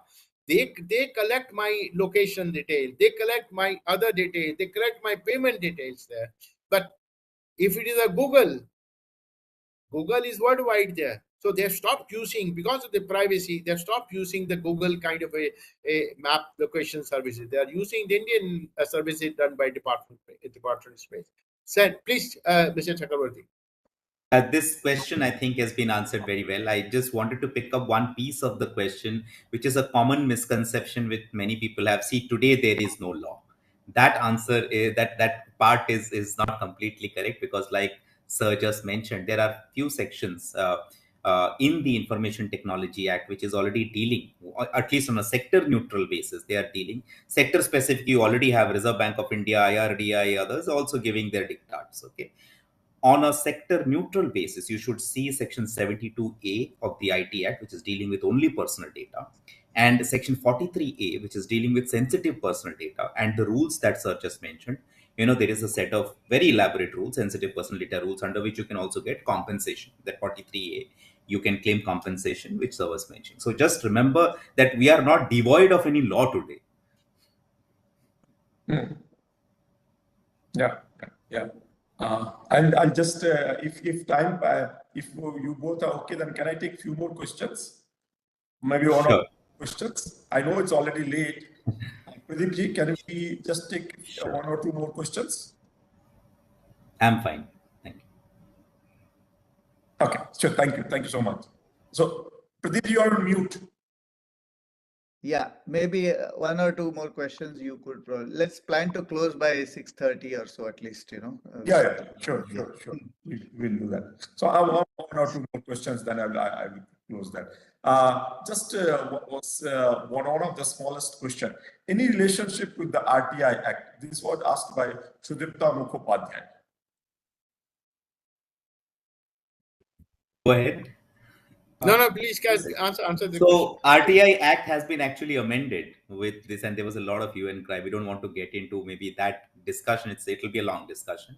But yes, if you see, RTI Act has been sort of amended through this, along with Section 43A, which we was just discussing, that this section is there in relation to sensitive personal data that is sought to be deleted. Also, the other amendment that is coming through is in relation to RTI, where this exception to be carved in. There has been a lot of hue and cry around this. Maybe we can have a separate discussion sometime, on that. Yeah. Sure. One of the another questions I have is, this is question from Mr. Kumaraswamy. He wants to know how this DPDP Act aids in preventing hacking. Hacking is covered under the Information Technology Act, but the DPDP Act provides obligation on the part of the data processor and data fiduciary to implement the best security practices and to prevent all leakages of the privacy information. So look, this act is limited to privacy, not a security. There is a difference between privacy and security. I mean, they are opposite coins. They are faces of the two opposite coins, but then they have to exist together there. One leads to other. So the act is applicable to privacy, but as a part of the privacy, everyone is required to implement the best security practices there. But the hacking will get linked with the Information Technology Act. All the new 3 Act which the government has announced, that BNS kind of thing, it will get applicable there. There's a detail there. The new IPC provides whole lot of provisions to address the technological related crimes. In fact, sir, my next question is also very much related to that. I mean, is this, how is this multi-level scrutiny to prevent easy access by the abuser? How is that this is ensured? No, I didn't hear, I could not hear you properly. You said how Sir, this? saying, how do we ensure personal data has multi-level of scrutiny to prevent easy access by the abusers? So this is a similar line question, sir. No, I mean, you see that under the DPD Act, there is an obligation for the data fiduciary and data processor to report the leakage and the leakage to the victim as well as to the data to the regulators there. So when the data leakage is reported, naturally the next process will be how did the leakage happen, what security techniques are applied, and who accessed the data. That will be there. That is illegitimate. But otherwise, right at the time of the opening, giving the consent, the data, it need to be shared with the data principal with whom the data will be shared. But the hacking is altogether different kind of a thing, which will get into the light when the leakage is reported or any security breach is reported. Yes, sir. Which anyway is covered under the IT Act. Any security breach that happens, an organization is required to actually report it to ICERT. Okay. In 6 hours. Yeah. In fact, Professor Rajat has posted a message where he's talking about the DPA committee of Justice B.N. Shri Krishna ji and all. So if you would like to share some thoughts on that, Rajat. No, the point I was referring to, the point that Dr. Gulshan Rai said that the consent has to be well understood. It has to be in a language which is easy to comprehend. And that was, mostly what happens is when you actually sign an agreement, it is actually legal agreement. I hereby give my consent, and this like 5-page long document, which most people don't understand. And this was a concern. And that was a very important point that actually Dr. Gulshan Rai touched upon, saying it should be in the language of the person and easy to comprehend by the person, not more than 2-paragraph, 3-paragraph kind of consent. In fact, we even went around saying we must have a consent repository so that tomorrow there cannot be a dispute around consent. I think, yeah.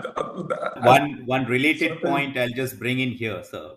Very interesting. And, I was fortunate to have traveled almost around the country with Justice Sri Krishna to have attended almost all the consultation meets. What we realized during our meetings with, all these stakeholders was that we are relying so much on consent, but probably it is one of the weakest grounds that you can really rely on. And how do you, when what we saw a large illiterate population, people speaking varied languages. Even the most educated people are not reading what they're signing up to. They're all pressing, I accept, I agree, and just simply downloading things, etc., etc. So a number of solutions were brought into play and brought into the table. What can we do? One of them was, should we have rating or ranking, just like A+++, like you will have in your financial instrument? Is that any kind of safeguard? Most of them were discarded, but one, which is consent manager, finally struck a chord, and that you will see in this particular document. Very crudely speaking, I'm not going into legalese and legalistic aspect of it. What was thought of is that what if we have a service provider of sorts in between, and to that service provider we tell that, listen, I'm okay to give my consent for ABC, but I'm not okay to give my consent for XYZ, and that is really taken care of as the person goes ahead and tries to give consent, right? So therefore, we have this novel concept of consent manager, which not many jurisdictions have in their law. And which also enables us to modify the consent later. Yeah. Yes, I think indeed it's a great question answer session.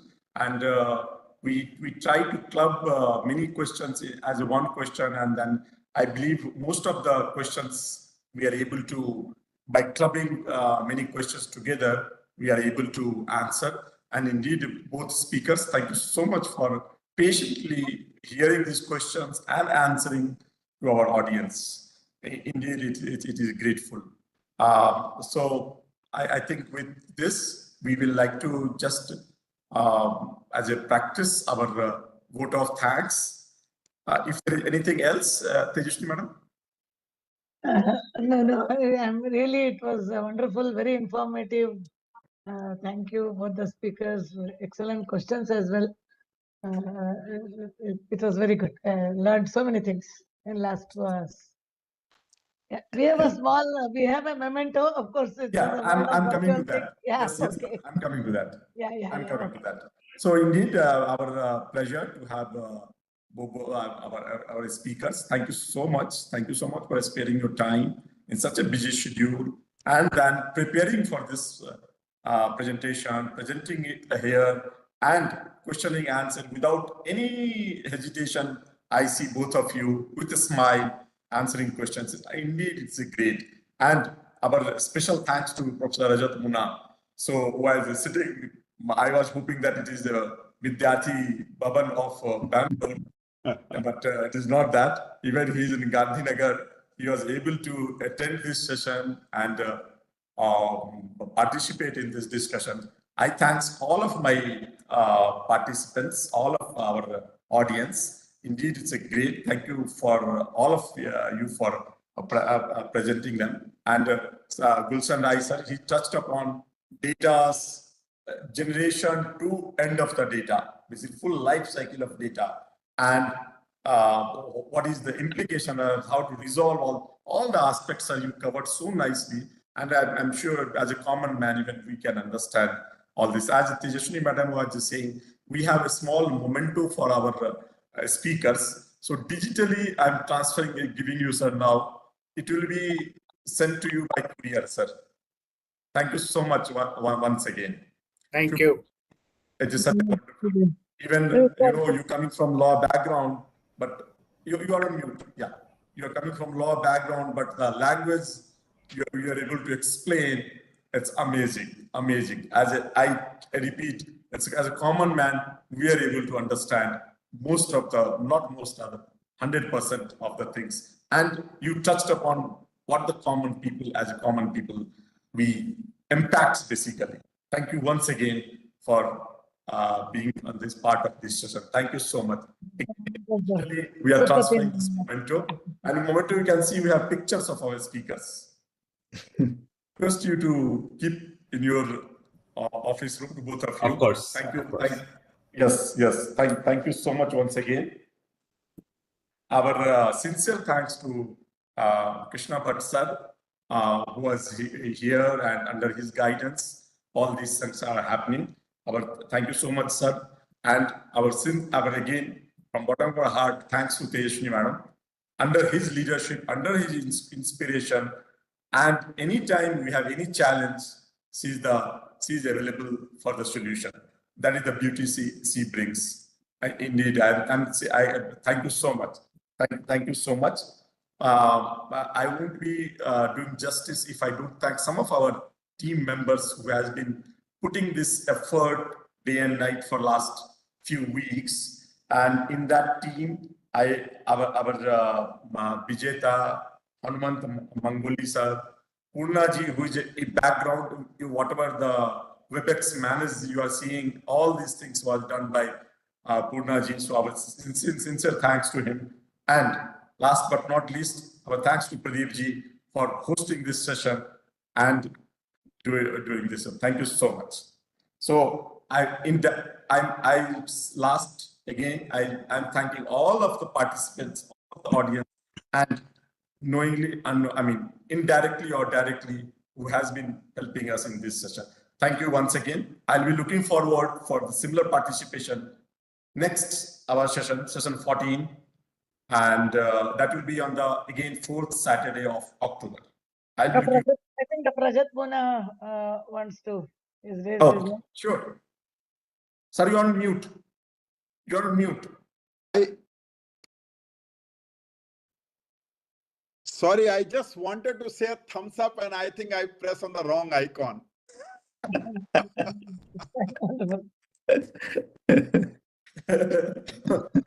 Oh, I think that great. Thank you so much. We can see your thumbs up. You are on the video. Thank you so much. In fact, Rajat Munas, he only gave the contact number of Gulshan Aisha. Yes. Thank you so much once again to one and all of you, and have a nice evening. Thank you. Thank you. Thank you. Thank you so much. Yeah. Purnapan, I think you can go offline on YouTube, I guess. Yeah. Thank you. Thank you so much. Yeah. Thank you, Gulshan. Nice to see you again. No, I pass through IIT several times. I go to Gandhinagar every 2 months. Oh, that's interesting. For NSCIX meeting? No. There is I think there is a eco there. There is a thing called NIF. They the rural incubation. Okay. Next time you're there, just let me know so we can actually I will. organize something. Yeah. And sir, in that case, Gandhinagar, Bangalore, sir, coming. Where are you now? When I come to Bangalore, I will call you. Yes, sir. I think there is some eco there. Please let us know. I never knew Dr. Gulshan Ji, you worked with Anant Kumar Ji. That was in 1999. No, I worked with him. I was not in this ministry, but I have been attending meetings chaired by him, both tourism when he was tourism minister as well as civil aviation. Oh, okay. That was in 98 and